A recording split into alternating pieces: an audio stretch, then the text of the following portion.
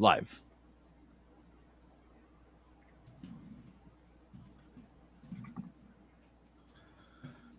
I like being live. Okay.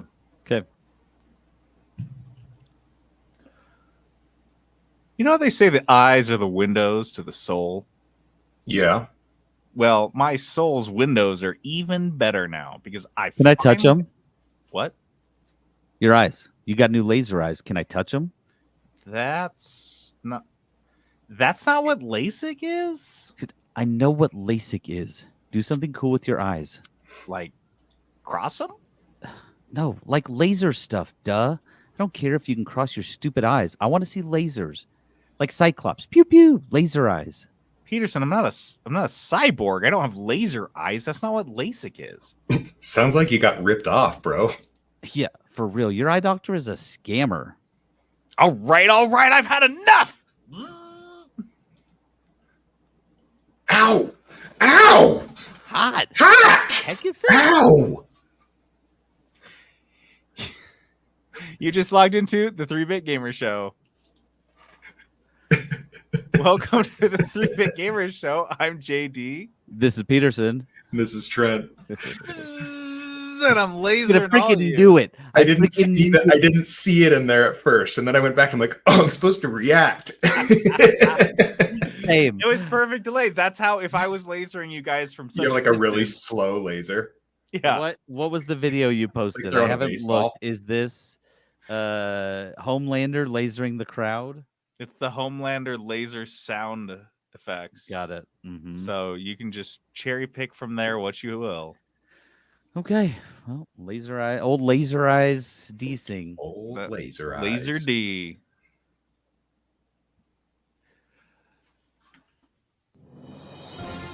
Live from the 3-Bit Gamer Show. The news.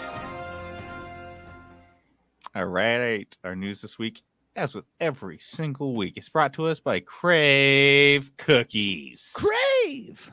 What the fuck was that? That's the new noise. I didn't play it. Sorry, I didn't have my finger on the trigger.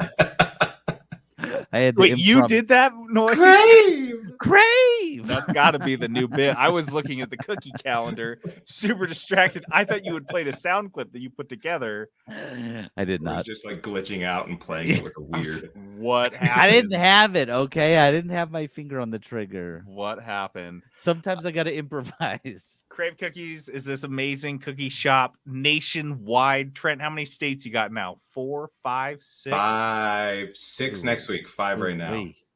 Ooh, wait. Ooh. Six states. So you guys don't have to go far to get your mitts on one of these cookies. Every week, a new menu rotating of all these sweet cookies. Hundreds of cookies Trent has created. Dude, fuck the franchising and everything else. That alone is an accomplishment. How many cookies you made? I'm gonna make a recipe book now. Exactly. I'm gonna Like put people would be Crave in like, just in my recipe book. that would be like their life's accomplishment is making a cookie recipe book. They'd be like, that's what I always wanted to do all my life. And they'd stamp that and be like, bucket list, done. I'm That was out. like a part of what you did. So you go and you get a little dose of a couple pages out of this cookie recipe book. And this week, Trent, are you in here with me or do you just know them off the top of your head? I had to open it. I forgot. Okay, well, That I'll would tell be you. crazy if you Yeah, just I'm knew it in off the here. top of your head. I would think that was weird. So coming up this next week, this is the sneak peek of the week: the Oreo cheesecake, the toffee caramel crunch, which we've already discussed. Any dessert that has the word crunch in it, I want straight up. Yeah, Ice I do like the cream. crunch. I don't care what it is. Cookie, muffin. I want the crunch. Cereal. I want it. Donut. Dude, and Donut. the toffee caramel crunch as an ice cream. Oh, Wait, is have the you done best. it before? I have. You Ugh, bastard. Why bastard. don't you just sell that to me? We're gonna try to start selling it. I'm just working on it. That's You the can't most talk about important it and be thing. like, oh, dude, I just blended into like the cookie into some ice cream. It's so dope. And I'm like, well, I I'm not will going to do say- that myself. I was gonna say, there's nothing stopping you from doing that, Peterson. Yeah, there I mean, is. You There's do not. that, and then That's you so just much eat it over work. the sink like a rat. You don't do it. You Out, do it. straight out of the blender. That's Do you have how like a KitchenAid? Yeah. Yeah, you just throw the cookie in there with some ice cream, let it beat it to death, and then it's perfect. Your kids come down and you are just eating straight out of the kitchen. Out of the made bowl. It's like 2 a.m. They're like, Dad, what are you doing? You're like, "Hey, don't look at me. Dude, that's me when we made it the first time, because we made it in those big 40-quart mixing bowls, and I'm sitting there with a plastic spoon. Like, yeah, I like this. Trent Oh. just dives in, so he's like, so you're gonna have to wash this whole bowl. I'm I'm not going selling back any to of this. seconds. This is just taste test bowl. This for me. Also, the loaded peanut butter Nutella and the Flintstone. Did I miss any? Is there Ooh, one on the end there? classic. Oh, and the chilled churro. churro. What? Wait. It's like it was the chewy churro, but we did it for May the 4th when we first launched it. Oh, And it doesn't really work any other week. So it's the chilled churro. It's Got it. like a snickerdoodle sugar cookie with cinnamon sugar frosting. I love And then little cinnamon baby sugar. churro cereal on top. I love that. Okay. Well, that's the menu. Go to cravecookies.com and get Yeah. I took it. A Starfield leaker is facing felony charges for stealing and selling early copies of the game. Can't do that. Why would you do that, man? It's What's my number one advice? What do I say? What do I say? It seems every other week on this podcast. don't steal yourself a job. Don't Motherfuckers. steal yourself a job. Darren Harris, 29 years of age. What did he do? He went out there and stole himself 67 copies of the game from a warehouse in Memphis, Tennessee. This is like a fulfillment warehouse he must have had access to somehow. This was not a master theft. This was not Ocean's 11. This was like a guy that was like, oh, shit, that's a thing. Look at those. I'll take them. To the extent that this was a quote from the article that he leaked. Oh, well, so he steals these copies of the game, but he really doesn't get caught up until he posts 45 minutes of gameplay that immediately goes viral. This is from the article, both for the nature of the footage and the player's perceived lack of skill. So there's an argument to be made. This guy's not even much of a gamer. He's just an idiot. He's just He's like kind one of of a the guy. first people in the world to have it, and he sucks. That was the point. Everyone's like, you're the one that's Why? And so the cops rate his shit because it's much easier, I think, to find him once he posts evidence of his crime on the internet, which is, that one is not on me. That one, if you're coming to the podcast for that level of advice, I can't help you. Yeah. That's Don't do crimes and post a video of selfie of you doing the crime. also, here's the thing. Like, he has such a limited time frame to steal. This isn't Pokemon cards to post no. these and sell them, because the game This we've isn't Harry got at Potter. this point, we've got 3 days till Yeah. the game's out. Yeah. Like, he had what, at most 2 weeks to sell 67 copies And the on cops, the DL, right. right? Dude, what? And the cops had busted him and he had like bubble wraps and he was sending them out again like a fucking job. This was this dude's job.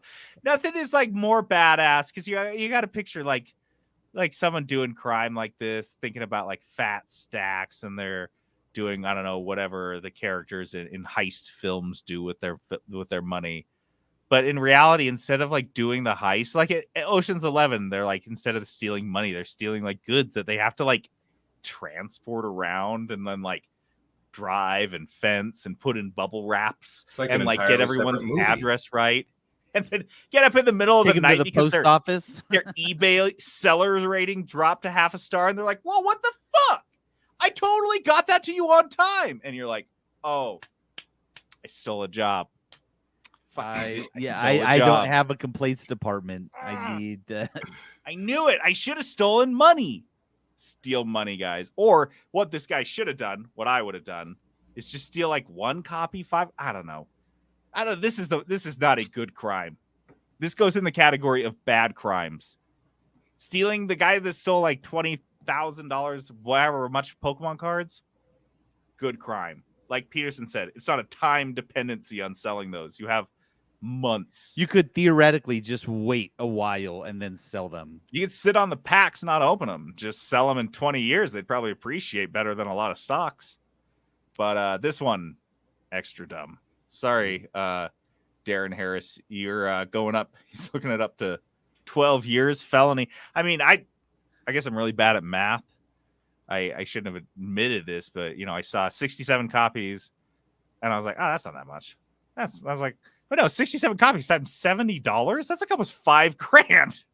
Well, Holy like if fuck. he's selling them early, say he sold them each for $200, right? That's $13,000. But I mean, it's a felony charge. He's going to jail Yeah. for, what'd you say, 12 years? Dog, I don't even know if they're usable. I buy a copy of Starfield day one.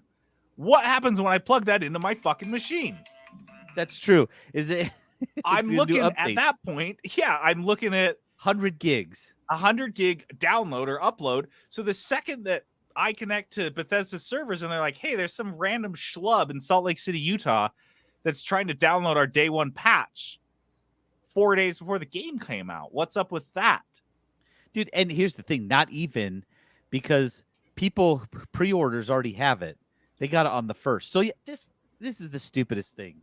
No. Yeah, this guy's an idiot. Too bad. Yep. Embracer Group has shut down another studio and what looks to be a new trend. Dude, sometimes trends are good, sometimes trends are the worst. And this one is good. not great. This is Volition Studios, who's been around for 30 years. They released I'll just read this statement. Part of the statement. This past June, Embracer Group announced a restructuring program to strengthen Embracer and maintain its position as a leader in the video game industry. As part of the program, that they elevated strategic and operational goals and made the difficult decision to close Volition effective immediately. So, for you guys not in the know, Volition Studios, which was originally Parallax Software, under the Parallax Software name, they made Descent 1 and 2. If you guys remember, that was played as a spaceship. But it was like a first-person shooter kind of a deal. Mm-hmm. Going through like a space station maze type of deal, shooting other spaceships. Fucking awesome game. I had this on the PC when I was a kid.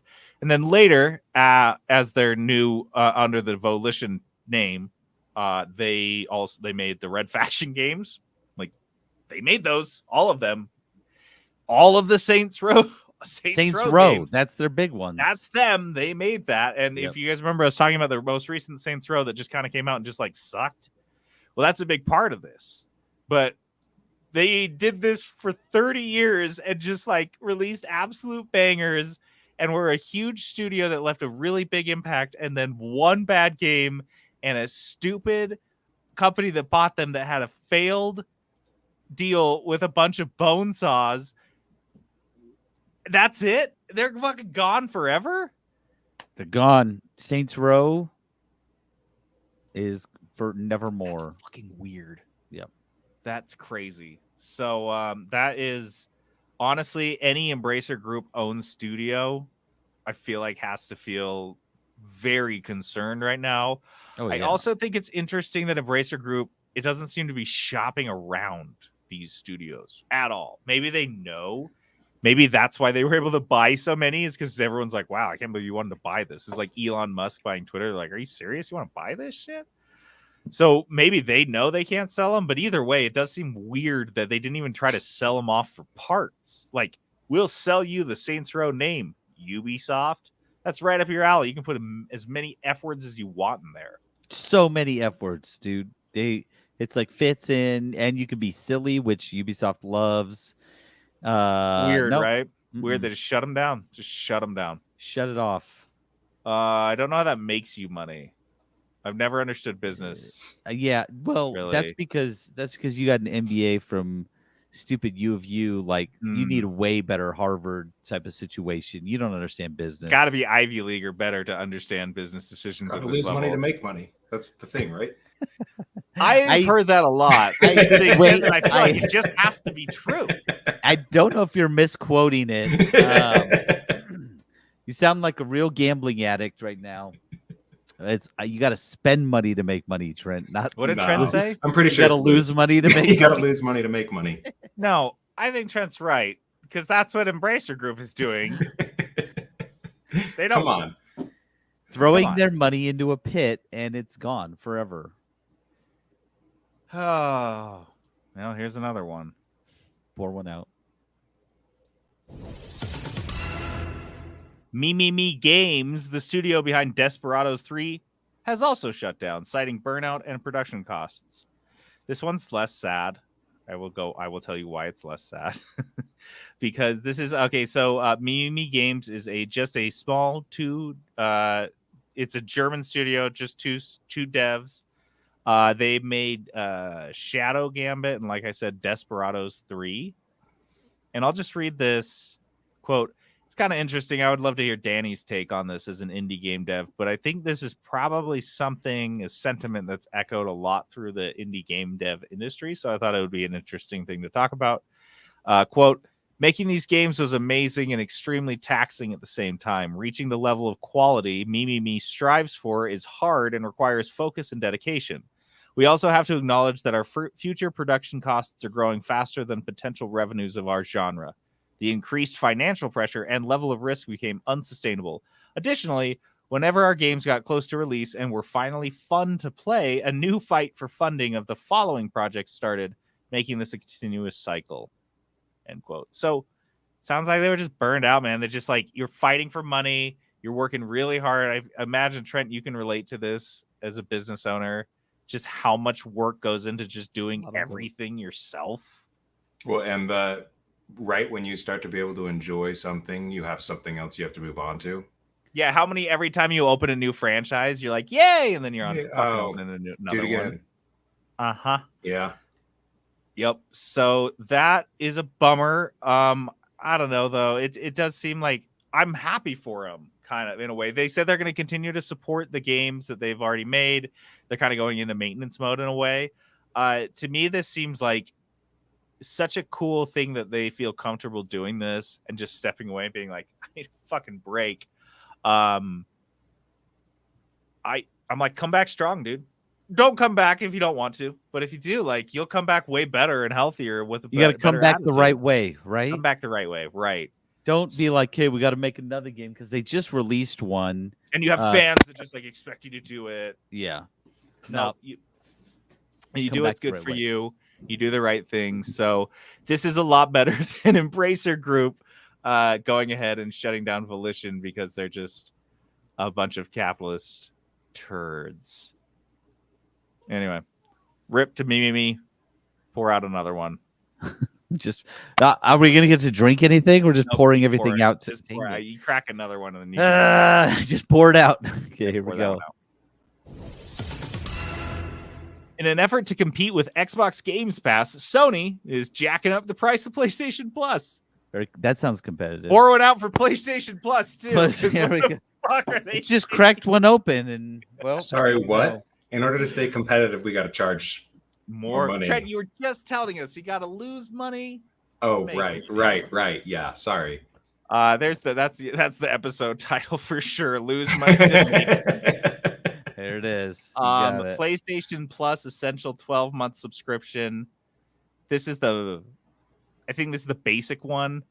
I don't know if this is the one that most people have. I don't know if this is which one they push the most, but this is it was originally $60. This is going from $60 to $80.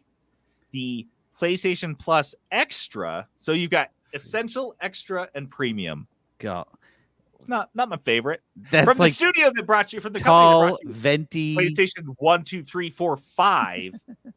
We get this shit. Essential, Extra, and Premium. Don't appreciate it. Yeah, venti, tall, grande, and grande is the subscription models here. Extra is going from $100 to $135, and which is nice for me because I'm like, 35%. Nice. You did math on that one, buddy. Liberal arts degrees. Anyway, and then the last one was their premium, which is originally $120, which does seem like a premium subscription. That is now $160, which seems super premium. Dude, so these are honestly, annual. You're kind of a noob if you don't get the premium. So right, and then I think if I'm not mistaken, because how much is Game Pass on PC only right now? It's like $10, or is it up now? I don't know. They bumped it. I can't. I have no idea. Because I want to look up the Xbox Game Pass pricing because I am thinking it might actually be. Just tell me the prices. Stop marketing to me. Oh, you rat fucks. This is so long. Okay. So Game Pass Ultimate is that's the one that has EA shit, so no one has that. PC only is $10. Gotta stay competitive. Console only is $11. So they were originally, their premium was at the same price as the Xbox Game Pass, just like the basic one. And now So- their extra is $15 more than that. It's fine. It's fine. It's worth it. Guys, just start forking over money. Don't think about it. You gotta remember, their game selection fucking sucks. Like, they have no fucking games, and they don't have, certainly the Xbox, like the Game Pass library that Xbox has gone out of their way, like stuff like all of the Bethesda games, for example. They really don't offer that much. They say, quote, "This price adjustment will enable us to continue bringing high quality games and value added benefits to your PlayStation Plus subscription service." So they're not even like saying, as a consolation, here's one free game, or like, we feel bad about it. So for all our existing subscribers that were Or as like a subscribing teaser, before, these are the games that we're going to be able to add because of it. they're like, no, we're gonna be. This is the maintenance thing, is what they're saying. They're like, this is probably the first of a couple. Honestly, this goes into effect November 6th. For anyone that's currently on it, I don't know. Got to what jack it they- up for Black Friday. Sony's stock price went up, the most that it's gone up since July. On news of this, went up like $5. So the investors are very happy about this. Yeah. This is what's hot right now. You see Netflix is fucking doing it. They were leading the fray, but everyone's doing it. You just jack up the subscription service and everyone's like, I guess. But dude, you're pushing it. Everyone's pushing it. All these motherfuckers. They're all pushing pushing it. I have yeah. been canceling subscription services right and left, and I am not missing them. And people are going to start seeing that, Mm. and it's really not going to be the opposite. I don't think people are going to be like, I canceled Netflix, and 2 weeks later I was like, I really wanted to watch Tiger King again. No one's going to fucking miss this stuff. So Sony's playing with fire here. I hope Yes, hope sir. the shareholders are happy about it, though. Prepare yourself for the age of wholesome, peaceful gaming. Here we go. Take a nice deep breath. Hold it. 5 Exhale it seconds slowly in, through your nose. 5 seconds out. We're gonna do 3 more of those. Yeah, go ahead. Recently, this is from an article that I stumbled across in The Economist. Not because I read The Economist, mind you, which Peterson was like, "Wait, you have a subscription to The Dude, Economist?" JD reads The Economist. Isn't the subscription to that like $180 a year or something? Dude, it's definitely more than PlayStation Plus exclusive premium. But I don't normally. I actually have a paywall blocker, which is free. So that's I didn't know about this. JD told me about it, and I didn't know. And so Peterson's now been I out there know. thinking. He clicks on all these links and all these articles that I post in the doc, and he's like, "Dude, how are you so learned? How many like news subscriptions do you have? Like you like, subscribe to Washington Post, Bloomberg, The Economist, New York Times." I'm like, "Oh yeah, dude, that's me." That's all he spends his money on. And, dude, on the pie chart, it's like a visible chunk. Like news subscription services is like a big chunk of my like output each year. It's crazy. yeah. And also I was like, how do you have this much news, but you're still such an idiot? And he Dude, had no turns out, response. not mutually exclusive. News consumption and being a total dumbass. On most of them too, by the way, if you're on like a phone, He's and you only on just- Fox News. if you just click to the left of the address bar, you can click show reader mode instead. And Yep. then it does the same thing. Why are you You're guys on an so Apple. smart? You I have to don't, be on Apple. Reader is an Apple feature on. I don't know what any of this stuff is, and I'm just like, what? I don't care. Oh, I can't read it. This isn't for Richie Rich over here. Yeah, Peterson just on those stories, he just kind of sits back and just trusts what I'm saying is the truth. I get like a paragraph and a half for free, and then it's, He's like, JD was pretty accurate for the paragraph they let me read for free. the intro was Spot on. pretty good. So I could see it going there. I could see that's where the article was headed. Seems like JD's probably not making this all up. this article took a turn. Anyway, let's see, what was the article name? The peaceful games. Some developers are pushing back against violent video games. A couple of the things they cited in this article as evidence of this is beyond talking to a handful of developers that straight up said, I'm fucking done developing like, violent games like Grand Theft Auto. They didn't talk to anybody who worked on Mortal Kombat, which I feel like was a huge miss. That's true. Talk about the people that literally have PTSD from working on that game, that are in like fucking hardcore therapy shit from working on that game, because not because like, oh, the game was hard to work on, because they had to watch like intense, realistic, gross gore videos for work every fucking They're like, day. what does it look like when a head gets Explodes decapitated from its body? What's it called? and go flying? Like, what is when the a- blood spatter? when a kappa gets detated from its body. Decapitated. Capacitated. So those are the people they should have talked to, but they did talk to a handful of people that are like, no, I'm making nice games. They also they cited a recent Steam sale of wholesome games. I think we saw that. Did you see that? There's like 250 wholesome games. Also a book by this guy, remember James Batchelor? Oh, of course you we see- remember James Batchelor. They fucking cited him in this article, so that's why you have to check the sources to know I'm not making shit up, because I just dropped a James Batchelor reference. Nailed it. J.B. Batchelor. He wrote a book called The Best Non-Violent Video Games, which is celebrates 300 peaceful games from the past 50 years all the way back to Pong. Also, small call out right here after this, after they mention Pong, she puts in parentheses for this in the article, an early game that features a ball and two paddles like a virtual game of tennis.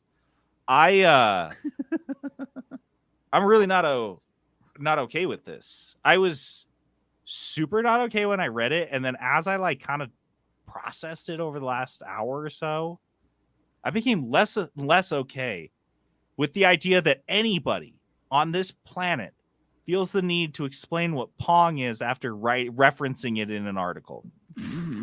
Dude. No, we're not there yet. JD, no, We have to be fucking like living on Mars before you that don't is a thing. understand the No. audience of The Economist. You don't No. understand the audience. I don't care. They're like, Everyone knows what Pong is. What is this Every Pong Ping pong? game? Those people especially should know what fucking Pong is. That should be the only game they know of. They call Nintendo's Pongs. They call Nintendo's Pongs. You know what? You're right. You're right. Yeah, I take it back. They should know. I like that. They should have known. Who the fuck is she explaining what Pong is for? The kids? Because if that's the case and we have to tell the kids what Pong is, I'm out. I actually hate the kids now. I used to be with the kids. I like the Mm-mm. kids. You don't know what Pong is. I hate the kids. I'll fight the kids. I I'll don't fight care. the kids. I'll fight all of the kids. Yeah.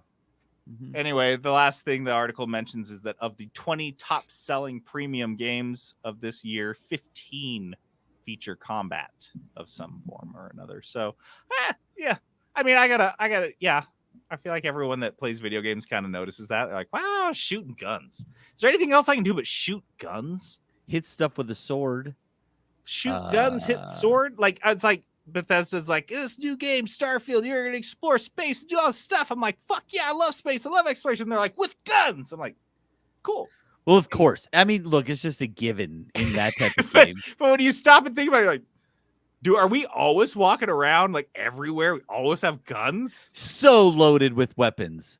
Like, Like, what is this? We know what the future looks like. We know what the future holds. It's like the Panhandle of Florida, like an average subway. You got When to put on your walk in space there, helmet. Everyone's just like Put on your strapped. space suit. Grab your gun. Yeah, grab a couple pieces of food. I don't know. You could probably just shoot some food while you're walking around. So 'Cause we I eat think aliens now. I think this is something we already knew on this podcast. We talk about non-violent games. That's like half, if not more, most of the games we play. we're definitely not the typical shooter only kind of Oh, for sure not. crowd. Yeah. But I think it's kind of cool that things are. It seems like Peterson said, the old ass crowd that reads The Economist.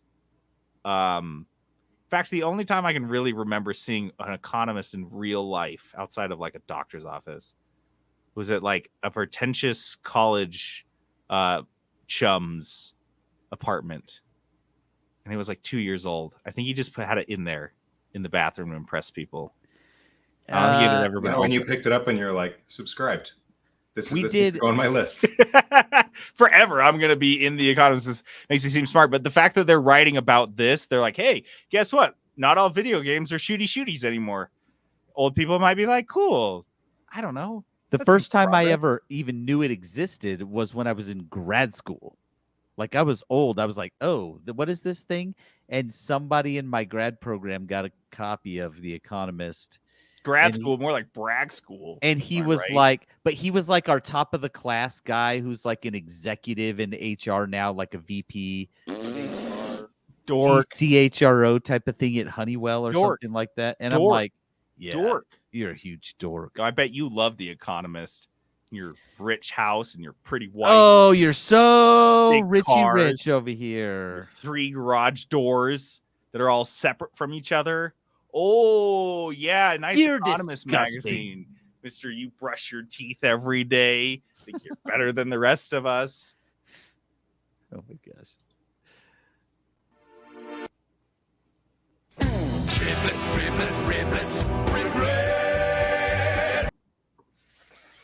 All right. Put on your bibs. It's time for some riblets. Oh, it's good to get You're- messy. But you don't really need the whole bib. You just need a biblet because these things are not the full rib of news. They're just a hacked off piece. Oh, it's really raining. Is that finally fucking here? It's here. Yeah, It's here. The storm Rainstorm is gonna finally come came. here. Yeah, we got a notification today. It's like storm alert, and we looked outside and we're like, I don't even see a cloud. What are you Yeah. talking about?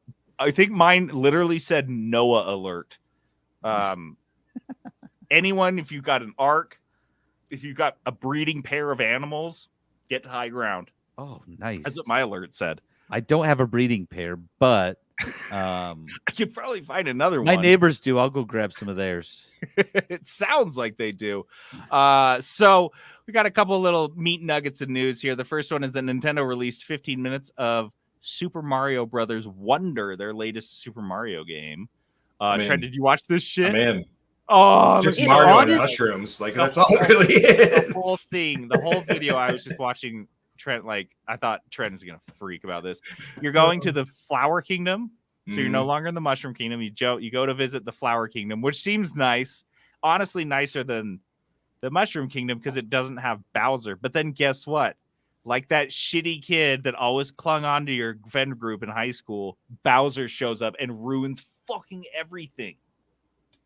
It's okay though. Otherwise, you'd have nothing, Fine. no conflict, and no reason to play the game. You can play as like a bunch of Yoshis. You can play as an elephant version of everything. I'm sure that's not going to lead to some weird porn.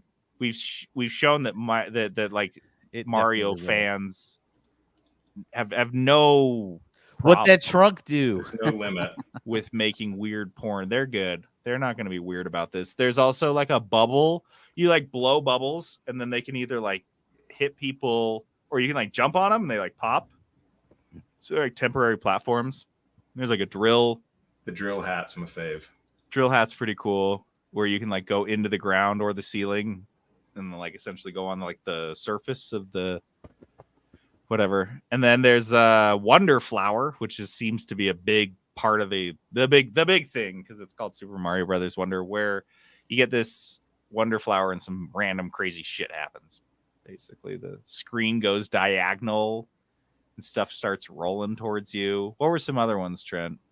I was just skimming through it again right now. There's The Wonder Flower had sometimes I think you like your character gets smaller. I don't know. Some crazy shit happens when you get that. There's also an invisibility power. But one of the things that I thought was really cool is, if you're familiar, the one thing that I thought of was Super Mario Brothers 3, you know, the overworld map where you run to the levels back and forth or whatever.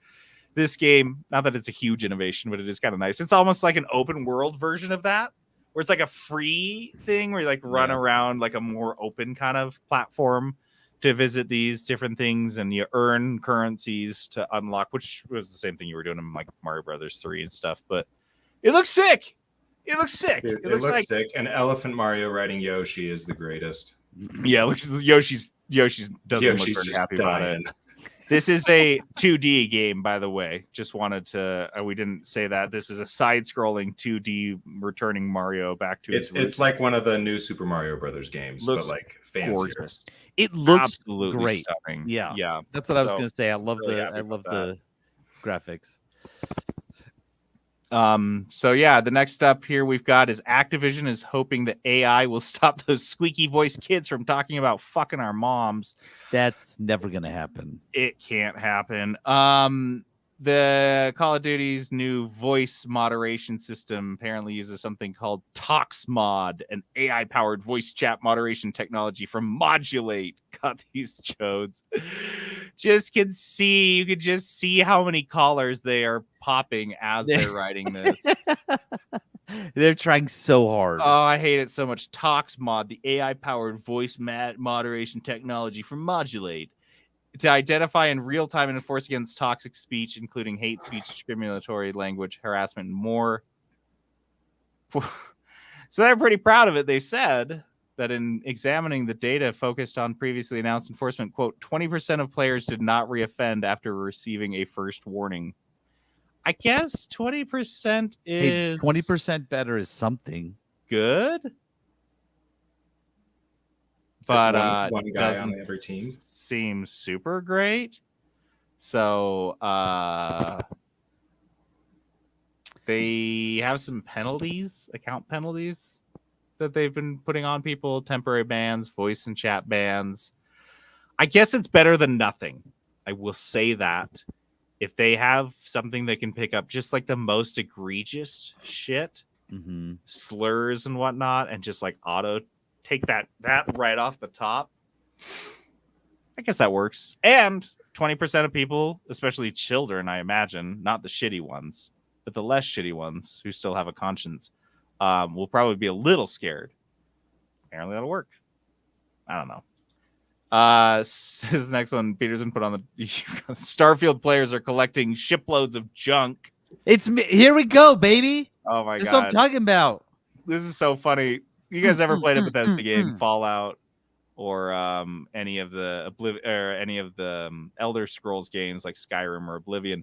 You know, if you drop a knife or a weapon or whatever, like an apple, like anywhere in the game, and you go back to that place like after beating the game for 80 hours, it will still be like laying there. The game will still render it. And so in this game, apparently people don't have room in all of their storage on their ships, and so they're just dropping it all on the floor because it's not going to go. It won't disappear, but you don't want to get rid of it or you can't sell it. So you just drop it all on the floor? Yeah. I feel like you need a storage space. that is bank storage. I'll find a place. Don't worry. I'll find a place. But Yeah. what I'm excited for is Bone Attic is live, okay? With Starfield, it's happening. I'm going to be collecting junk. I am going to be storing it on a spaceship, probably, it sounds like. If I can customize my spaceship, I will have a room for junk. I promise you that.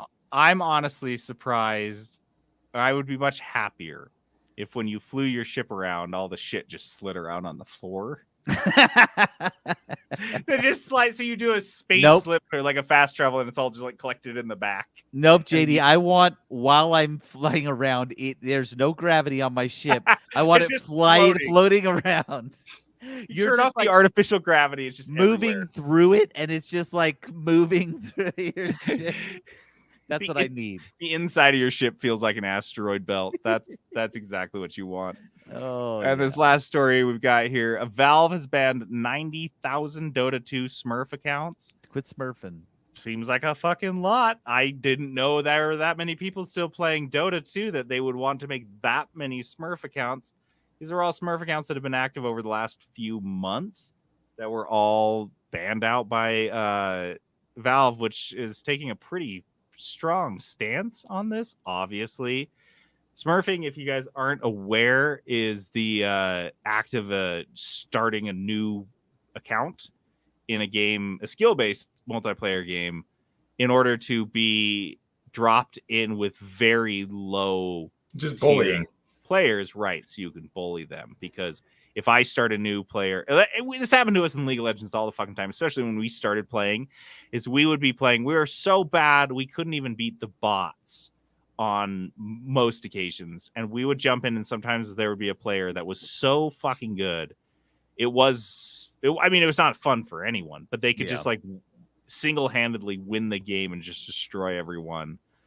And that's because they were playing at a lower level than they should be. So that's what Smurfing is, and that's what these accounts were doing in Dota 2. I don't know what the point is. This game is so old. You still need to pick on newbies?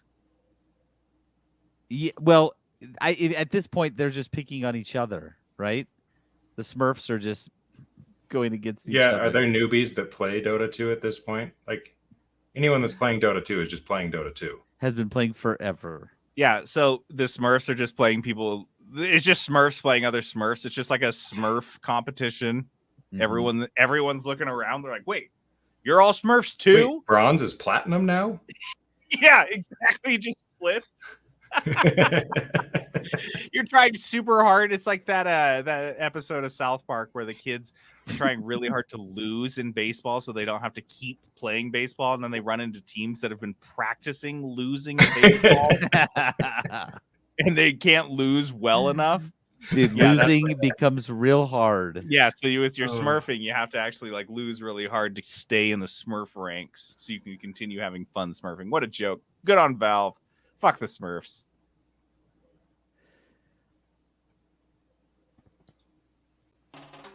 Kudos. Kudos. Kudos. Kudos. It's our positivity segment. Giving a shout out to things that are good. Things that bring us joy in these joyless, dark days. Yeah, what? Went real south right there. You okay? Peterson, is Grillo's food? Yeah, Fudos. This is all food. This is straight Fudos? Yeah.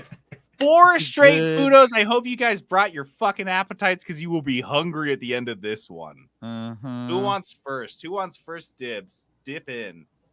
I will go first. Grillos. It used to be called Grillos Dillos, but they changed their name to Grillos because these. Look, some people. This is gonna cause ripples, but this Oh. is pickles. Oh. And they are a pickle that's in the refrigerated section. I had some at my brother's house in Denver, Colorado. They were like, "You gotta try these; they're incredible." And honestly, they're incredible. These pickles are so good. Is individually wrapped? No, just in like a plastic container. Peel off the lid, and it's got a bunch of Googled this pillows shit. in there. They also have a thing called pickles de gallo. So it's like a dill pickle relish or something from theirs. Honestly, guys, Grillos were You just get these incredible. at any grocery store? Yeah, I see them all the time. Yeah, and Are they in the cold section? yeah, In this in the plastic, fridge right? They gotta section. be cold. In the fridge section. And what do you get? We got dills, we got pickle spears, we got thickles. Thickles. That was my nickname in college. No, it wasn't, JD. Pickles, You're right. Not It was thickles. thinkles. big thinkles, but not thinking. Oh man, no, they're so good. I came home from Denver and I've thought about them probably every other day. And I'm like, man, I want some more of those Grillos. Yeah, I just saw those sweet and spicy pickle chips. So Peterson, sorry, which one you got? The pickle spears? I just or you had got the whole- regular Holds? pickle spears. Hold. Nope. Oh, pickle spears. Yep. They're perfect for snacking. Loved it.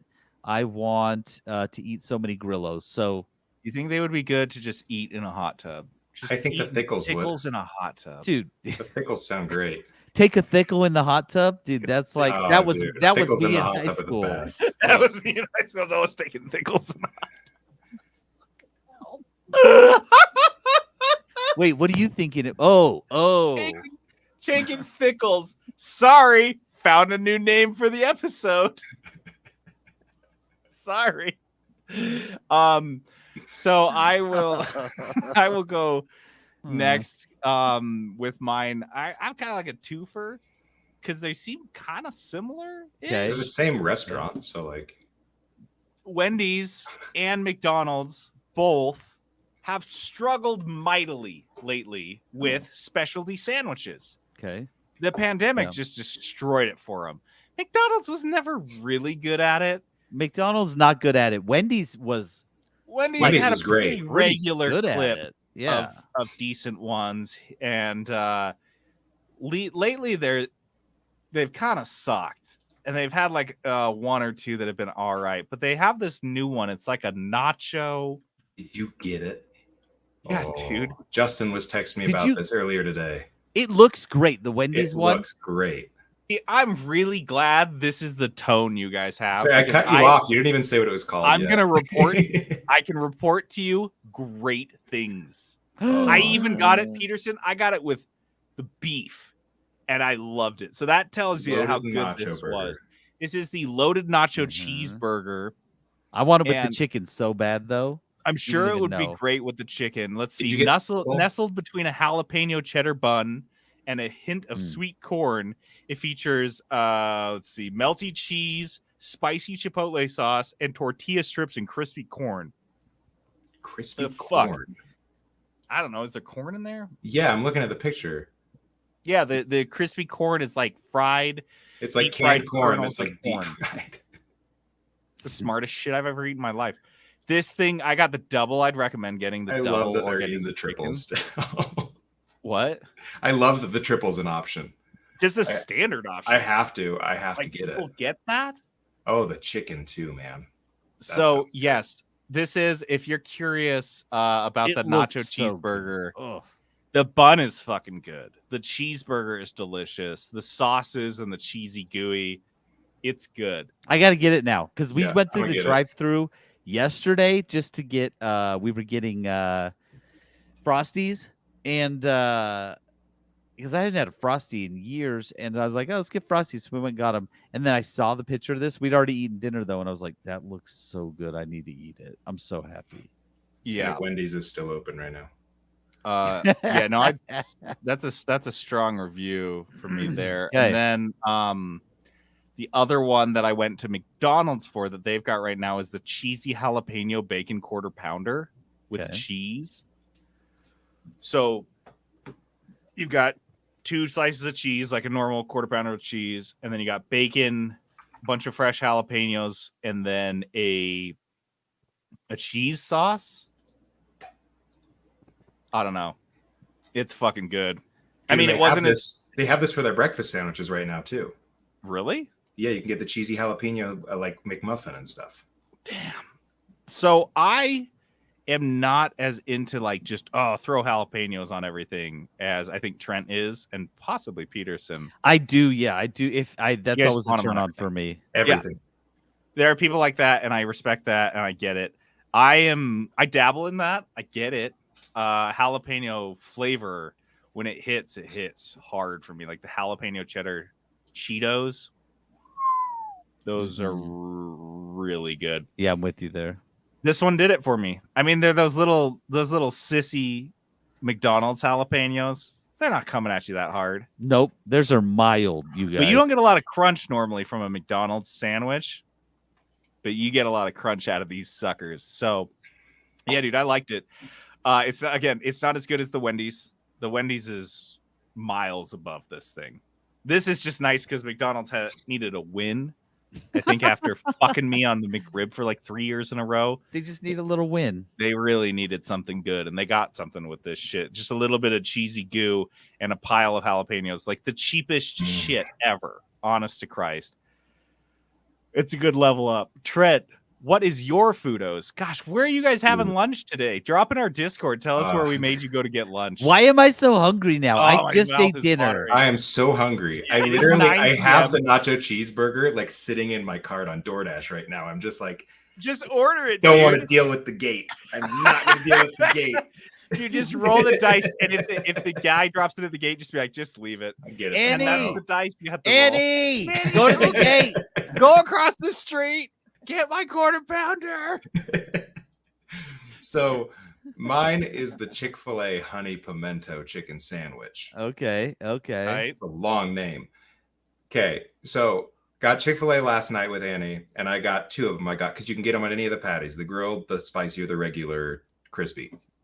So I got a crispy one. of each. I got a crispy one and a spicy one. And then Classic I ate them, and hero. Annie's like, I'm eating them, and I'm like, this is insane. I think this is so good. Like, this is so good. And I just liked it more and more as I went through it. Annie's like, let me have a bite. So give her a bite, and she's like, we need to order more food. So I'm like, okay, I'll get 2 more of them, and Annie got No one. way. But dude, so I had 4 of these things in the first night. Like I literally, we went to bed saying to each other, "We're getting one of these every day next week because you know it's not going to stick around. The LTO stuff never sticks around." This is So how we're just Trent gonna get it till eats it's gone. too, by the way. You haven't picked this up. You know, the very first time you guys are familiar with the Big Carl. The Big Carl is Carl's Jr.'s version of the Big Mac they rolled out.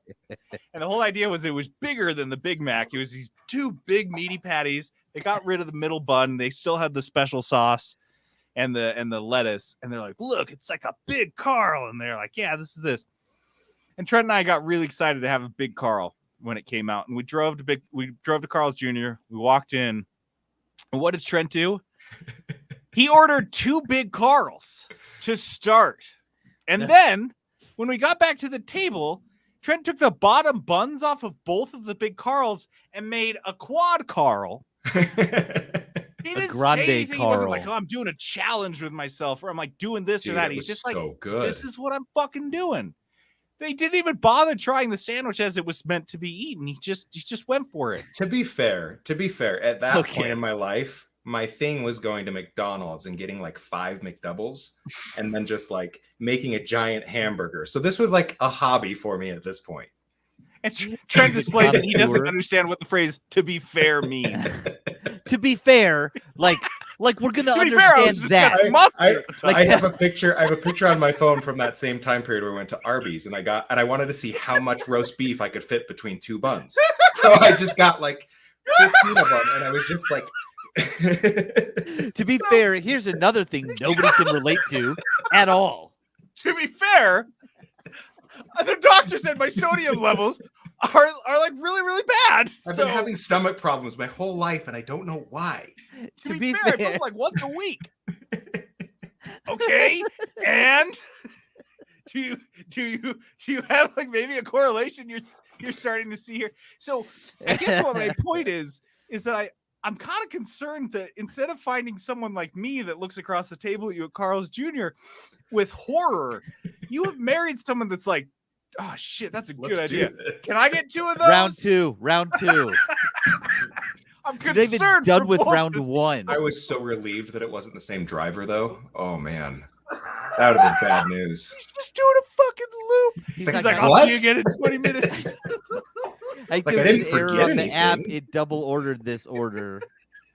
He's like, is this like a gluttony thing, like in 7? Okay, cool. I'll be back with some more later.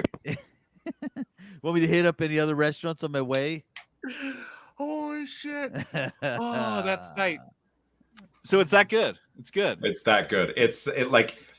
So okay, I didn't even describe the sandwich. Yeah, so sorry. It's a patty of chicken, and then it has pimento cheese on top of it. Yeah. And then like chopped jalapenos, and then Jonathan's probably out on this part, honey. But the honey kind of like soaks into the chicken a little bit. It's unbelievable. Like, it's so good. Is it spicy at all? Because it's got a little bit of jalapeno. Not really. I mean, as spicy as a Chick-fil-A spicy chicken sandwich is. Okay. It's not like more spicy. The cheese tones it back. Okay. And then is the cheese, is it real goopy or is it kind of thick? It's goopy. It's like, description. this is probably, it's an accurate description, but it doesn't sound appealing. It's like a curdy nacho cheese type texture. So it's like Got if it. nacho cheese Yeah. had like cheese curds. Yeah, I got it. I'm Okay. still recovering from when I went and bought a tub of pimento and made a pimento sandwich, and it was among the most vile things I've ever eaten in my life. I don't think you're supposed to eat it like that. I use pimento for like dip. Like you dip tortilla chips in it. Yeah, it's not good on white bread. Don't let anyone tell you otherwise. Those Southerners, they'll try to sell you on pimento sandwiches. That's not Don't what do you it. want. Toast Don't your do bread it. first, at least. I Okay. hate it. Fucking hate it. But this sounds good. This sounds way dope. It's real Now good. I got some fast food places lined up this week. So Yeah. Everybody drop in our we go. Discord. Tell us where you ended up having your lunch today. JD asks. JD asks. GD asks. JD asks? JD's ask. I don't know, guys. We're going with JD ass. JD's ass. Okay, JD asks is where I ask something. And this week, Our description of that just gets like worse and worse. It's where we ask. Where I something. ask something, shut up and take it. Take that thickle. Fickle. Shit. Oh man, somebody should have checked them when they used that name, Fickle. They knew what They were knew doing. what they were doing. They knew exactly what they were Mhm. doing. So, because we were talking about wholesome games, peaceful gaming, I want to ask this week, what are some games you want a wholesome version of, or maybe a wholesome spin on, or a wholesome mode?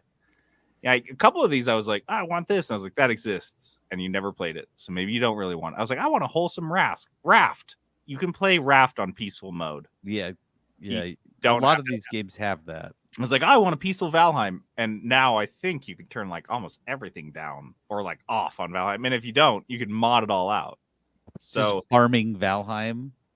yeah, I just want a farming sim. Well, the exploration is really fun to me, but it is kind of boring without the risk. So it was kind of hard for me. But Peterson, you said that you came up with some immediately. So I'm curious about yours. What do you got? First one that hit me, Fallout. I thought of the least peaceful game I could think of. Just right out the gate, Fallout. There's nothing peaceful happening. Yeah. Everyone you meet is a monster. And Both so- literal or yeah, or metaphorical. Yeah.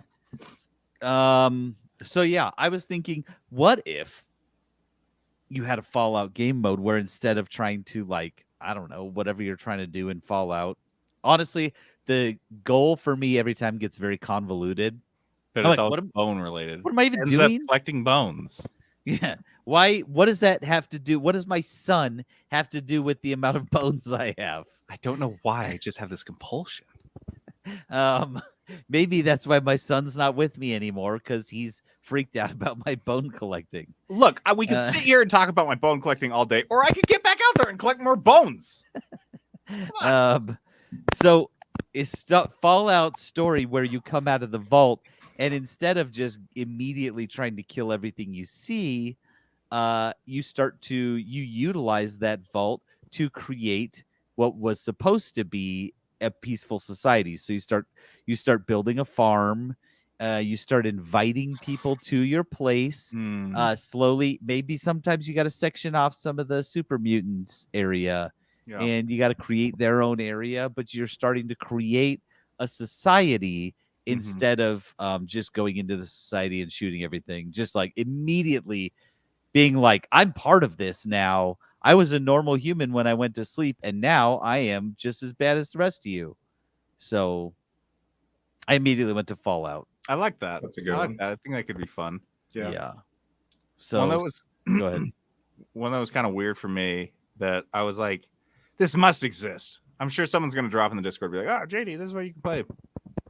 But Age of Empires, I really like the aspect of like building my town up and like, I mean, I'm building defenses and whatever, but I really get lost in kind of like the role playing of like building a little village and expanding it and like exploring and finding things and growing that.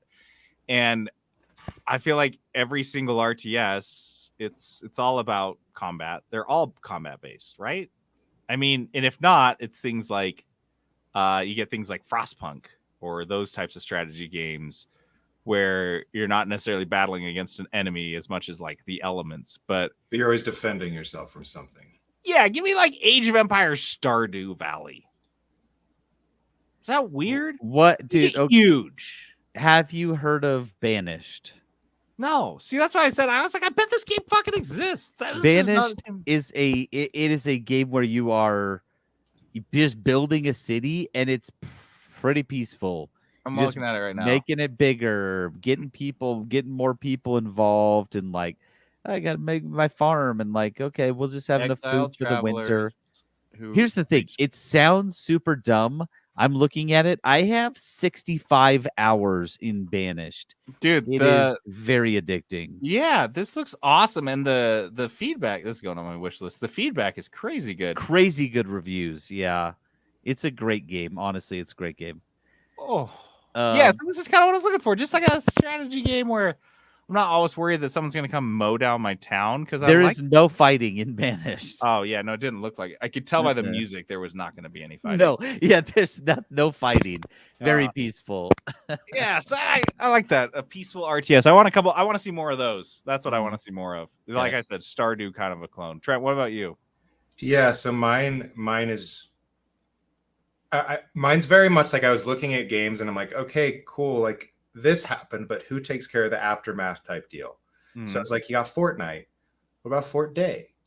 And then in Fort Day, instead of battle royales, like a storm just happened. Like people need shelter. The NPCs need a place to go. And so in Fort Day, like you're gathering resources and using that building mechanic to like put everything back together. Because it was a really bad storm. Oh my god. This is so dorky. This Fort Day. Fort Day is like a janitorial like custodial sim. We jumped back into Sea of Thieves a little bit, and I'll talk about this in a minute in the next segment, I think. But one thing that I've always wanted was, this is dumb too, because it's Sea of Thieves. It would defeat the whole purpose. It's a pirate game. But I wish you could be a non-pirate and just like, oh yeah, I'm just a fisherman, and turn on like peaceful mode. So like they can't attack you. You're like, yeah, I'm just fishing today. And nobody can come attack you, because that's the thing. If you're like, I'm gonna fish, but every time you're like, every second you get, you're like scanning the horizon for anybody showing up. Sometimes I wish, like these games that I love, because I don't want to. Here's the thing: I don't want to play a fishing game. I don't want to play fishing, bass fishing, 45 or something. I don't want to play any of that. I want to play a fishing mode in the games that I'm already playing. If I want to turn it off and then go battle some people as a pirate, sure. But I want to do a peaceful mode. Also in Sea of Thieves, I've thought, what if instead of being a pirate, you could just be a merchant and you had no cannons? And like, yeah, they might try to come get you, but you're like just running from port to port. And once you get to port, right, then the port will defend you, because that's the other thing. You get to an island and there's like no defense. It's like if you try to go sell your stuff, it's like they're just going to shoot you and take your stuff. So you get to the port will defend you, right? You're playing merchant mode where you're sailing and you're like keeping away from everyone on the path. But once you get there, you're good to go. So I just want maybe some more wholesome modes in some of my games that I like already. Okay, I take that. I like that. Trent, what other ones you got? I got I mean, it's kind of just like more cleanup crew stuff, but like Grand Theft Auto, man. Like the whole game, you're going around stealing people's cars, shooting stuff. Like what if and your star count goes up and all that. I haven't played Grand Theft Auto in a really long time. Yeah. But what if you like return people's cars back to them? Like a mode where like when you return stuff and you like fix all of your wrongs, like your like a human Roomba. your wanted level goes down, and it's just like you're trying to make the city peaceful again. What if in Grand Theft Auto, every bad thing you did, you had to, if you got caught by the police, you had to do recompense for it. So you're like, I stole your car. Like, here's a new car. You had to like go work and buy them. Like, there's some Take their car serious back. repercussions to your Or crimes. like I like their this. This car's is in your a community shop, service. so you have to Dude. drive their grandma to the doctor every week. And if Dude, you on don't, your bike, you're Mhm. not allowed to not drive allowed to until you drive. get it. You got a you're bike. just doing a with mission, all of a sudden your wanted I'm level in, goes like, up, a you're little "What the rickshaw." fuck?" And it's like, oh, you didn't take this old lady to the doctor, so the cops are looking for you now. You're like, not again. Ah, shit! I hate this fucking game. Why did they change? Why did they? Why did they change I it? wish I could shoot these cops like you can, You but can't. it's going to be hard to bounce back from that. I promise you. Yeah. Do you know how long the grieving widow side quest is for a cop? It's You for- have to marry her. You have might to as get well her to just fall in restart love your with her, game. with Honest you, to and God, marry dude. you. yeah. That's the only way she'll get over You it. actually have to join the force yourself and marry her, because otherwise there's no other fucking way. It's a terrible game. You become. Why did they police make You're a officer. cop. I thought another one that I like a lot, and I'm like, all right, how do you do this? Because I really love the exploration aspect of it, but literally the entire game is combat. But FTL, Faster Than Light. If I could get which I kind of had a little bit with that game, The Captain, that I played, because that was a lot more RPG driven. But I don't know, I just kind of like the quick bumps in FTL, just the little hits of lore and story, and then you just kind of move along. So And you have a diplomacy mode. So instead of like attacking as you go to each place, you're like building up the Federation, yeah, right? And you have diplomacy options and different. Because in that game I played, oh gosh, what was it called? This is gonna bug me now. So I played a game where you can either fight or you can do like an argument. It's a card-based game. yeah, It'll come to me, but and so but it's either way. And like the argument one, you're not fighting, right? It's Griftlands. Yeah, Griftlands. You're not fighting them, you're just debating them. And so like if there was a mode you could turn on where it was like, yeah, I'm gonna have all these options, or have different, like, because I have cards that are essentially like a battle card, but it's like an argument, like, oh yeah, but and so you're just like playing these instead. Yeah, if you had something in FTL where it was diplomacy mode, where Yeah. you are using a different set of skills or a different build for your crew or your ship or whatever, that'd be kind of cool. And one of the things about FTL and The Captain, the one I mentioned, that add to the stress or whatever, is the fact that you are being chased in FTL. You're being chased by the rebels, and if they catch up with you, it's a big fucking mess. And in The Captain, you're trying to get back to Earth before a certain point to warn them or something. It would be cool for me if you borrowed the jump mechanic, just jumping around a map of star points from FTL, not dissimilar from No Man's Sky, I believe, where you kind of jump system to system. And then you just have a bunch of menus. Like Peterson said, you could have a diplomacy menu that shows how many ships are on your side, or how many different planets or different systems or jump points you control or own or have allies at that you can call on, things like that. I think that could be really cool. I think it would feel a lot more like a table. I mean, FTL is basically a tabletop game, and this would feel like a tabletop-y open world game, which could be really cool. You can do space and wholesome, like we played Planet Crafter, which was not a combat game. Yeah, it's just a wholesome. You're just terraforming a planet, and there was no combat. Right? I don't even think you have a weapon. I've been thinking a lot about Planet Crafter lately.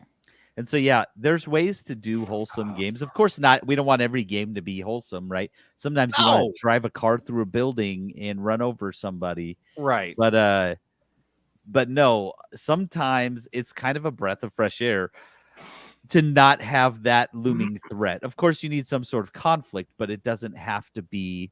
It could be like your crops dying or whatever. It doesn't have to be just somebody trying to murder you all the time.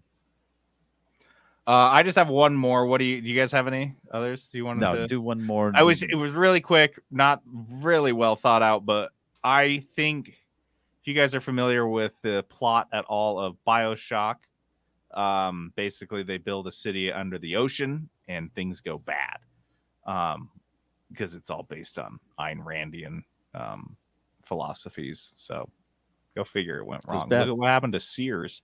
So what is interesting is there were like 10 or 15 years before the shit goes completely tits up, which is kind of when you arrive, is like 5 years after that. So this game is set way after everything's gone really south. And I thought it'd be kind of cool that maybe it wouldn't be super wholesome, but it could be more peaceful.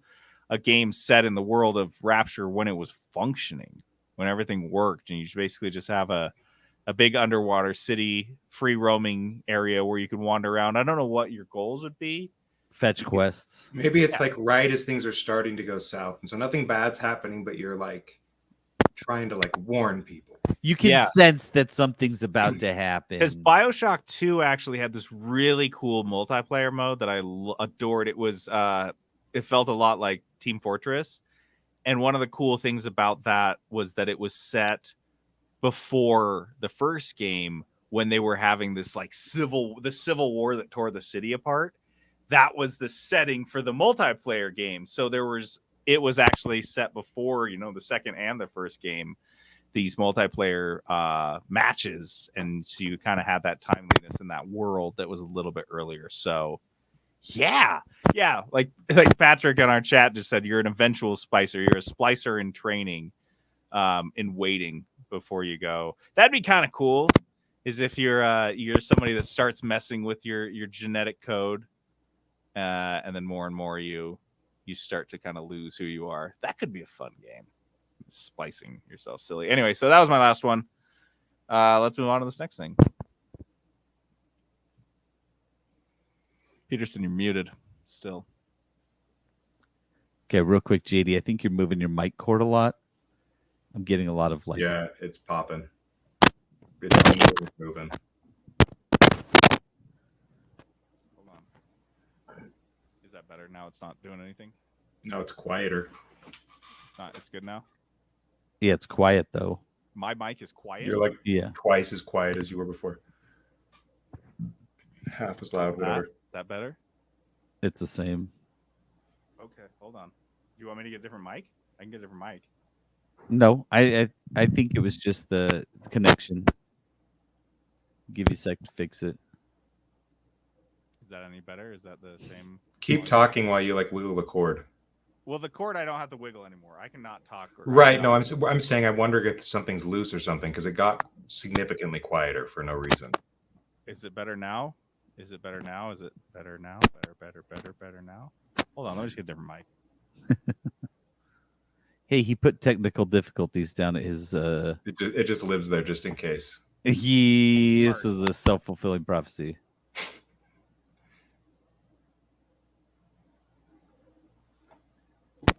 Is this better?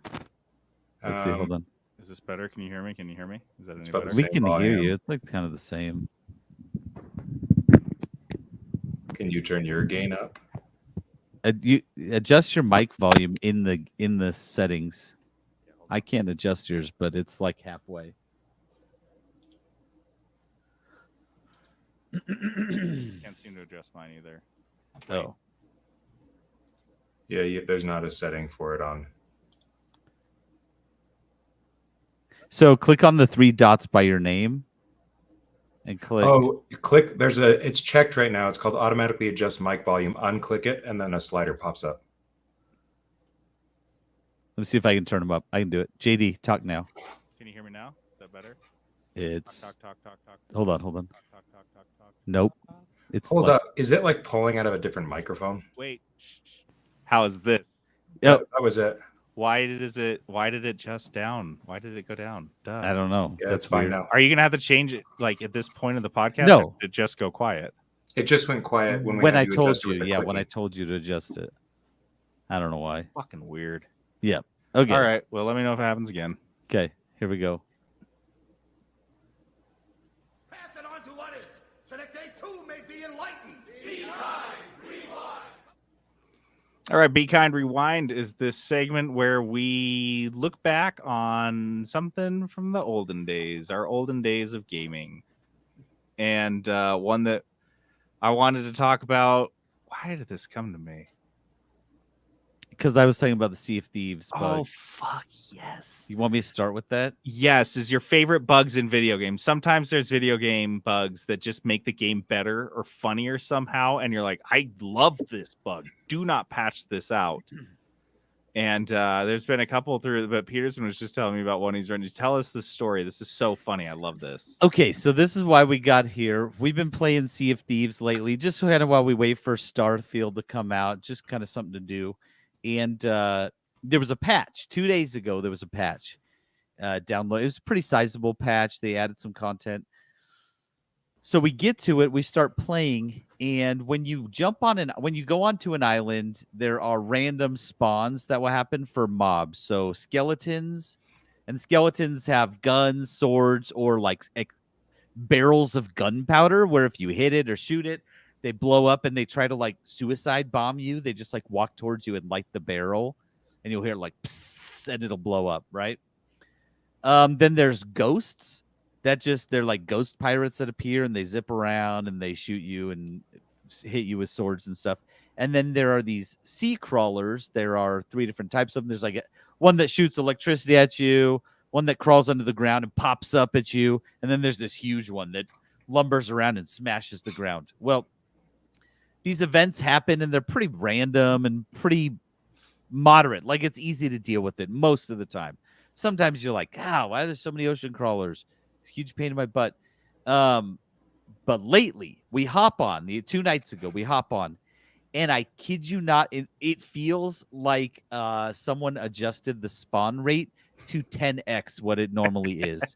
And I'm not exaggerating. The zombie game. It's fine. You pull up to an island with your boat, you anchor down, get ready. The second, and this is not an exaggeration, the second one of the players sets foot on the island, something pops up. And then you're like, okay, because normally you're just like, let me kill these skeletons real quick. No, before you have finished killing that wave, something else will pop up. And eventually, I'm not joking, we're doing a mission where we went down into a vault and recovered a bunch of treasure chests, right?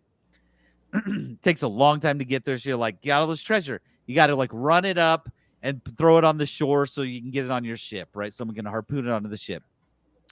Me and Steven are running back and forth through, I kid you not, a battle scene because all these mobs will fight each other. They like, if they're around each other, they start fighting. It is a battle scene. There are gunpowder skeletons blowing up everywhere. There are ghosts zipping around. Have you checked any forums or like Reddit? Yes. We went right on talking about Reddit, this? and everyone was like, what are they doing? It is almost unplayable. Wait, but has it been addressed yet at all? No. Today's day 3. There's no change. No way. And That's so funny. Friends like, no, I want to play. I mean, this sounds like a game Like, I want to play now. Like we have a unplayable screenshot disaster. of us on our boat and the island, and there are 9 ghosts just lined up waiting for us to get back on the island. And normally the ghosts spawn 3 to 4 at a time. And there's 9. We're like, this is not a thing that happens in this game. And not only that, but in the water, it's the same way. Events, so it's everything spawning. I think the overall spawn rate. So there are world events that happen, and they are constantly up. One of them ends, and there's usually like a lag time between the next one of like 10 minutes or so. Nope, immediately back up. They have spawned on us. We were going to an island, and then a ghost ship event spawned on us, and we had no choice. We were in the middle of a battle of ghost ships, and then we get attacked by a kraken, which stops your ship because he's like grabbed your ship and you're shooting cannons at him and stuff. And while we're fighting the kraken, a megalodon, giant shark, starts circling the ship and attacking us, that's movie. Never happened.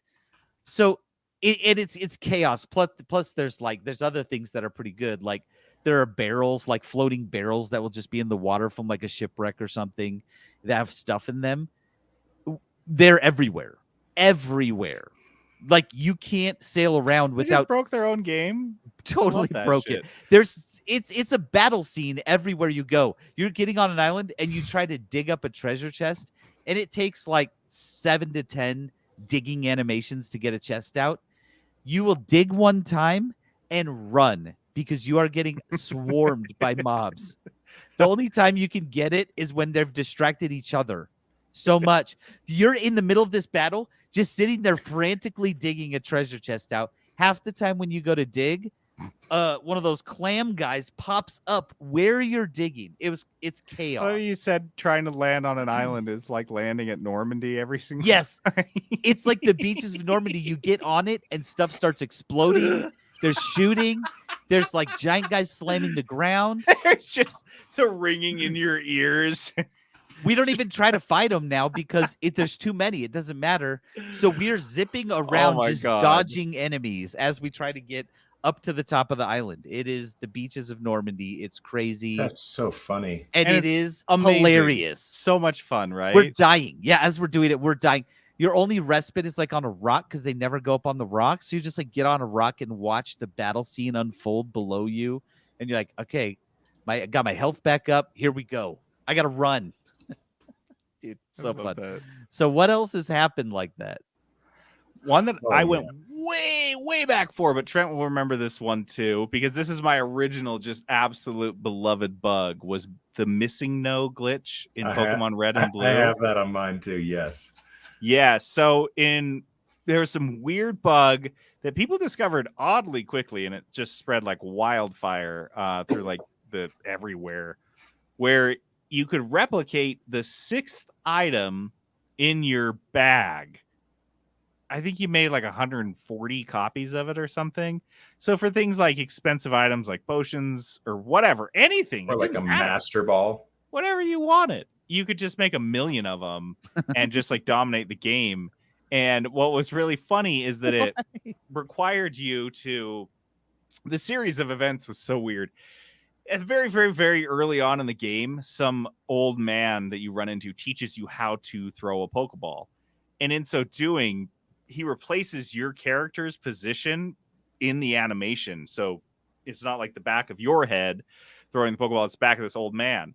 And something in that game code fucks it up so that if you go talk to this old man and then immediately go fly to this island and then surf on a Pokemon up and down this just one side of that island, because of math, it randomly spawns. It breaks the spawn. And it could take like hours if I remember, right? Like it took, sometimes it just didn't happen. Yeah. Well, yeah, it depended on like what Pokemon rolled up, because it really screwed up like the odds of what you would get. And it screwed up the Pokemon that could appear. You could just get a random Pokemon from like a different part of the map. Like a Pikachu in the middle of the water or something.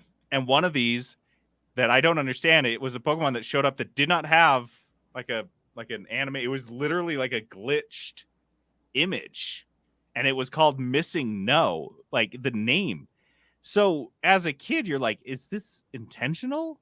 As an adult, I'm like, is it intentional? Like, it was so weird. It was almost like a weird shape of like distorted pixels. Yes. Like It felt like it was a glitch, like intentional. Like I don't know. It was so weird, like an urban legend come to life is how it felt.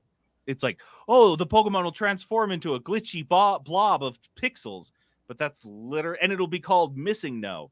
That's literally what it looked like. Like it was, like I said, an urban legend come to life. It was so weird. And then all of a sudden, whether or not you caught it, if you caught it, sometimes it would break your game. You could beat it, and sometimes it'd give you a ton of experience, or you could just run away. Whatever you did, when you looked at the 6th item in your bag, you'd have a fuck ton of them. So you could just, so that was, Dude, I that don't know is what bizarre. it was. It was the most bizarre thing. And I don't know how people figured it out using that same type of math, because basically the game does a calculation every time you step on a certain square in the game anywhere, whether or not it spawns a wild Pokemon. And you can take advantage of that to spawn anything if you know where that like math can actually turn it out. So there's a really Pokemon that is programmed into the game, but there's no actual way to catch it, called Mew, that using this type of a freakish, like I said, it's like a math formula, you can catch this Pokemon. But it's really fucking weird. Those first Pokemon games are really something for bugs. They're crazy.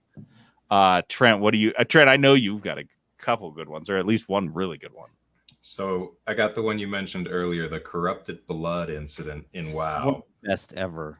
So this Give was us all the the way- breakdown. Yeah, this was back in classic WoW. So no expansions were out. This was like the second or third raid, I think, that they released. It was like a smaller group dungeon. And the last boss in this dungeon had a mechanic called Corrupted Blood, where he put a spell on your character, basically a curse on your character, and everyone that was surround you, or everyone that was in like a 10-foot radius around you got hit by this, and if they got hit by it, they got the cursed blood too. So the mechanic required you to spread apart until the debuff wore off, and then you got back together.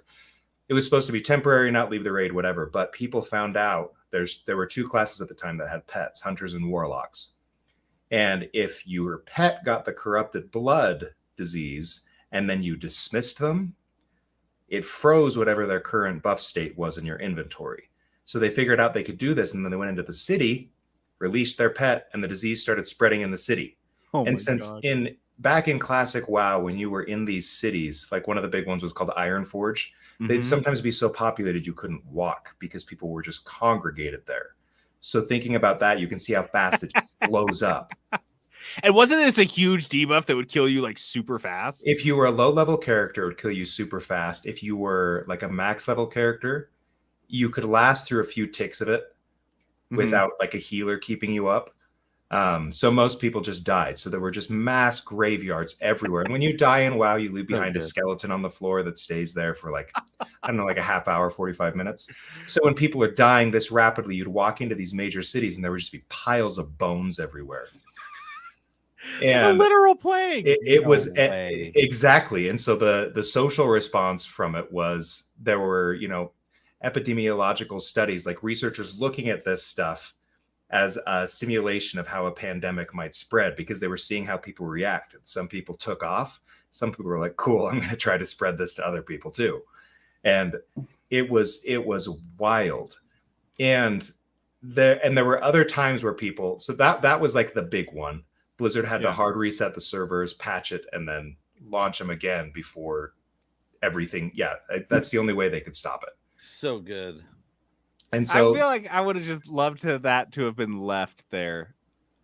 oh, it would have been such a nightmare. Yeah, and just like the society of World of Warcraft has to adjust to occasional outbreaks that will wipe a whole city out. Like there's protocols in place where people just like have to run and vacate. When it started, Dude, this trend where quarantining people cities. decided it would be fun from them. I think this is when it started, where people decided it would be fun to just try to kill the cities however they could. So then the next thing I remember is there were these world raid bosses, which are these huge 40-man raids out in the open world. This is what I was thinking of. And all of these bosses have kiting mechanics where if you go far enough away from their spawn point, they just reset. But for some reason, there was one, I don't know how to pronounce his name, Kazak. He wasn't resetting, so you could kite him, and it was like a 30-minute, 45-minute walk if you were doing this, but you could kite him from where he was Nothing located for WoW players. all the way to the cities, drop him in the cities, and he would just kill everybody. Because there were these low-level players that were like, cool, it's one of these big bosses I don't see till later. I'm going to keep attacking it. And as long as you keep attacking it, it stays in combat and it won't leave.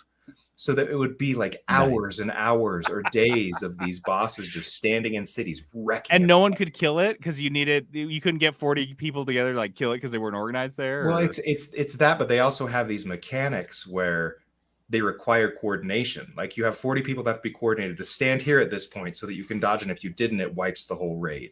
So it was like unavoidable. So newbies You were couldn't just do keeping this anything. thing just Keeping chained. it alive, feeding it. And yeah, exactly. And you'd think they'd fix it, but like it happened again. There was another dragon boss that someone found somewhere else, and they brought it to the city. So it was just like this endless cycle of let's see if we can wipe out the big cities. God, those are the things that you really got to wonder how many people at Blizzard at the time were like, maybe we just leave it. This is I pretty mean, cool. They This need, gotta fucking like you cool. said, it's like a lot of work. You want to play the game for the next little bit, you've got to learn to adjust to giant bosses being in the middle of a city. Maybe it might happen. Yeah. We don't know. Imagine you were playing a game where you're like, oh, I love the starter city. It's so cool. You're level 5. You got a cool new silver sword, and all of a sudden some dragon drops out of fucking nowhere, and you're running and like tears of blood running out of your eyes. You're like, oh my god, and then all of a sudden some little sketchster comes out from like behind an alley, and he's like, "Hey kid, look at this." He pulls out some infected dog, and you're like, "Wait, what the fuck is that?"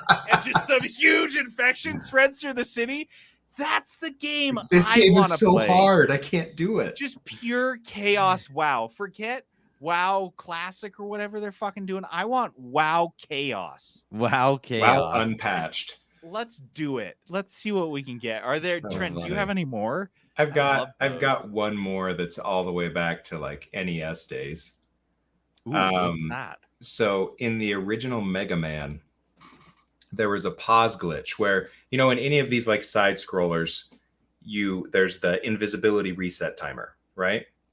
Mhm. So you hit someone and then they're invisible for like 2 seconds before you can hit them again to prevent, like, if you jump on spikes, you have time to get Yeah, off, yeah. all that. Yeah.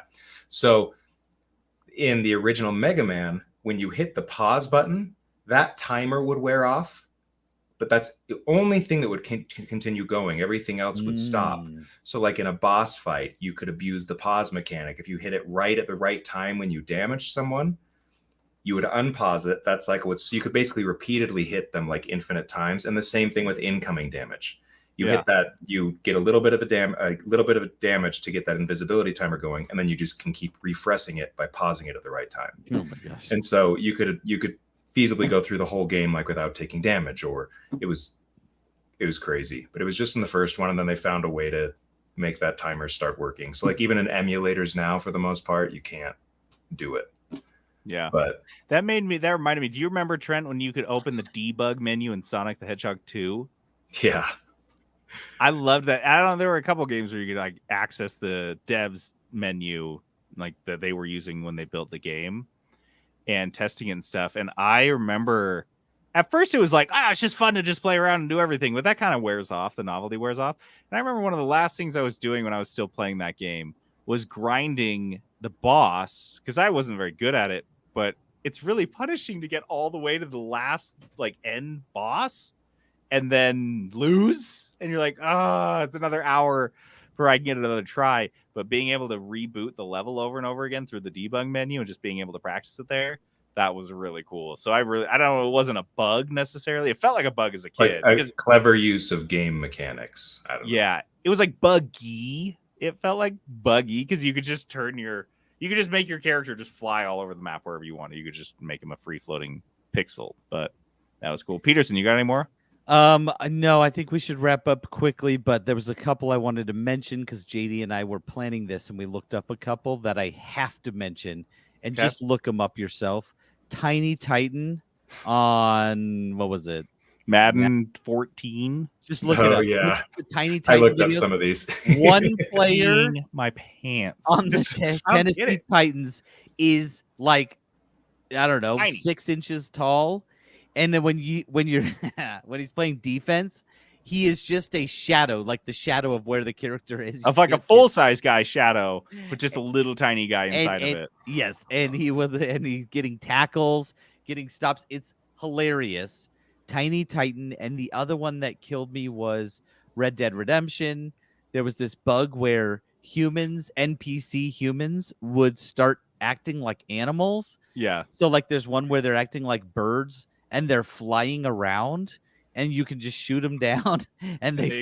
explode in feathers. They explode in feathers and fall like birds, but they're flapping their arms like idiots. And then there was one where a guy was acting like a cougar, and he's Terrifying. just terrifying. He's zipping around and just attacking this guy. like the knees up. It's You just got to look scary as them up shit. because they're so funny. They are so funny. But those were the two that killed me. If you guys have any fun bugs you remember, drop those in the Discord too, because I know there's some So good. hidden in those old games.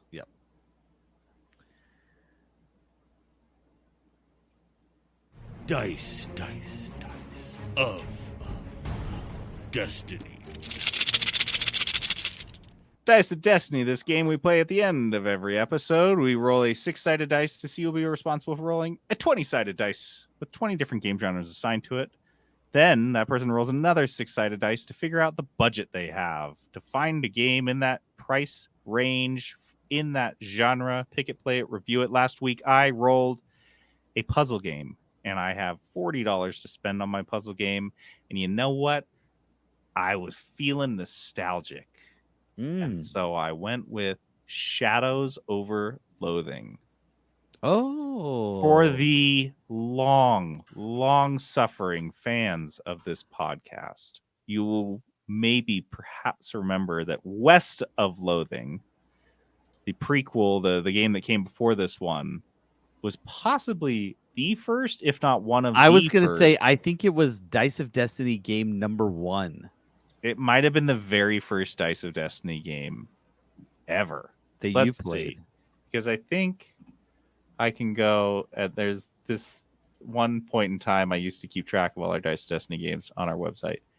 Yes, Spencer's it was the very first Dice, and he played Pyre, and then I played this as the very second Dice game of all time, Yeah. West of Loathing. So I'm feeling nostalgic, and I'm going to do Shadows over Loathing. It's a puzzle kind Beautiful. of game. It's a stick Hand-drawn stick. Correct me figure. if I'm wrong, but isn't this like more or less what your notebook looked like in like elementary school? exactly like that. This style of stick figure drawing? Yeah. Yes. I was always drawing stick figures. That was my jam. So, Peterson, for a fun trivia, do you remember your first Dice of Destiny game? My first Dice of Destiny game It was a fighting game. would have been. Hold on. I can't remember off the top of my head, but let me just look. It would have been. No, man. I don't know. Rivals of Ether. I don't even Ether. remember that game. Mm-hmm. It was early. Oh my god. Unlike this one, I don't think you really liked that one. You said wait for a sale. But this one I'm excited for. Shadows over Loathing. It was like $20 on Steam or something. So in the price range, doesn't really go on sale. It just came out. It's really fresh. I think it came out last year. Yeah. No, honestly, it actually looks like it's going to be good because you loved West of Loathing, Shadows over Loathing. Love the should be comedy of good. it. It was really funny. There were parts of it that I was like, I just felt like the game developer was directly telling jokes to me as a person that were related to my actions. Like he was like a comedian on stage, like heckling me, and it was fucking awesome. It was so funny. I liked it a lot. So that's what I'll be playing, and I'll have a review for us for that. No, I won't. I will not have a review for that next week. Well, maybe. We're recording sneak peek for you guys. We're recording next week from a car. You're gonna love Going it. on the road. You're Can't tell you where, but yeah, I don't know if you guys want to. We're gonna spoil anything else, but we're recording early and we're recording from the road, so buckle up, literally, for that one. Or not. Anyway. This would keep it high risk. I don't know. The car is old enough; it doesn't beep when you're unbuckled, so that should tell you they something. don't even have seatbelts. It's just like a wooden bench in the back seat. More of a seat Last suggestion. time we got in an accident, we had to cut the seat belts off, so we didn't. So we fix replaced them with a those. pull-down bar from Lagoon. We think if it's safe enough for a roller coaster, it should be fine for a car. Yeah, feel good if you get in a car wreck with a pull-down bar across your lap. Oh, it's gonna feel so good if it happens in a roller coaster. It has some padding.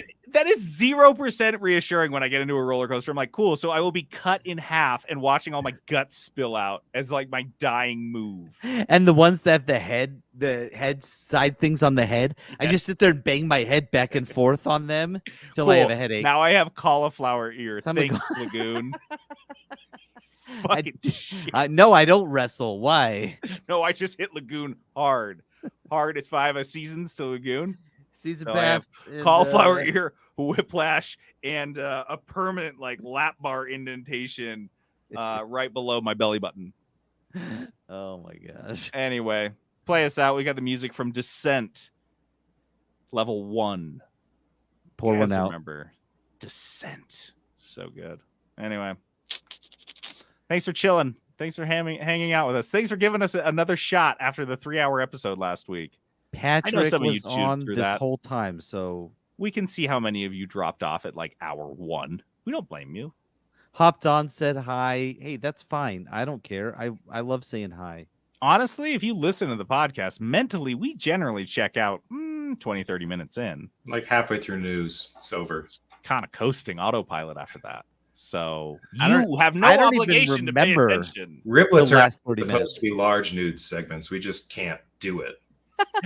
Riblets is where we run out of energy in We news. start giving Okay, up. These are short now. These are short news now. It's I thought it's not planned. It's whenever I decide to play the Riblets thing, the rest of the news is Riblets. We're like, oh, bored now. and I was tired. excited about that news piece. JD, you were talking too long. These are Riblets now. From here on down. That's Peterson's way of playing me off on the news. Is putting the Riblets on. Aw. Guess we're just doing Riblets for the rest of these guys. All right. Well, I'm JD logging off. This is Peterson going AFK. This is Trent signing out. Trent, did we get you out in time